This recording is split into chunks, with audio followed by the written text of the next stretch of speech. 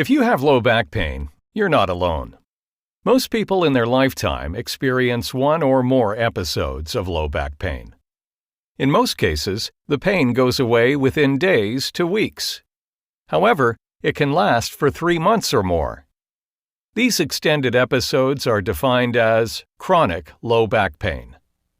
The common treatment approaches for low back pain include exercises, relaxation techniques, and medications. To understand how these treatments work, let's first look at the structure of your lower back. The spinal column is made up of 24 vertebrae. Back problems and back pain commonly occur in the lumbar region. Each vertebra has an opening that forms the spinal canal and protects the spinal nerves. Facet joints and intervertebral discs connect the vertebrae above and below. These structures are held together by groups of ligaments and muscles. Muscles attached to the spinal column allow us to move, and they also support the spine, bearing the body's weight. If some of these muscles are tight, weak, or imbalanced, pressure can result in excessive wear and tear of other structures. For example, a common problem in the lower back is disc herniation. In this case, pressure on an intervertebral disc has caused its center, the nucleus pulposus, to protrude backwards and push against the spinal nerves, resulting in low back pain. For some patients, the pain can also be felt in nearby areas where the spinal nerves from the lower back also extend, such as the leg and foot on the affected side. Exercise can relax muscles and reduce pressure in the lower back structures. It is important to consult your health team to determine which exercises are best for your condition. Consider one common low back pain exercise program called the McKenzie method. For patients with posterior disc herniation, lying in a prone position reduces the pressure on the disc. If the pain condition allows, performing extension movements can gently stretch and relax tight muscles. Your lower spine also becomes more arched with time, bringing the disc center forward into the correct position and reducing the irritation on your nerves, therefore decreasing the pain in your lower back and legs.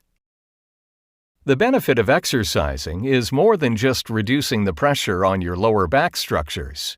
By integrating back exercise into your daily routine, you can condition your abdominal and back muscles, referred to as core muscles, and therefore prevent low back pain from happening again.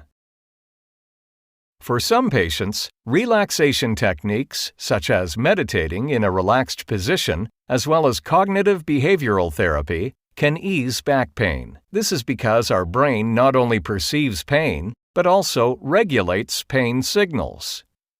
When back structures are damaged, pain signals ascend from the lower back through the spinal cord, arrive in the brain region that perceives pain, the sensory cortex.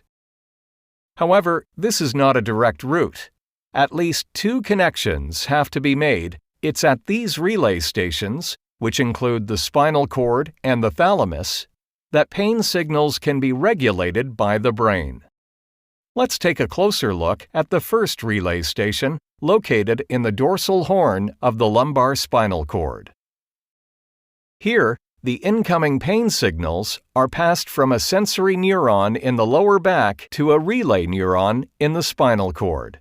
The pain signals then ascend up to the brain. This pain impulse can be reduced by a specific type of neuron carrying signals back from the brain. As a result, fewer pain signals are sent to the brain, so we feel less pain. However, if for instance you are stressed, these brain signals can increase the pain signals. Therefore, studies show that patients with depression or anxiety experience more pain, while patients who have positive attitudes and are engaged in their treatment feel less pain.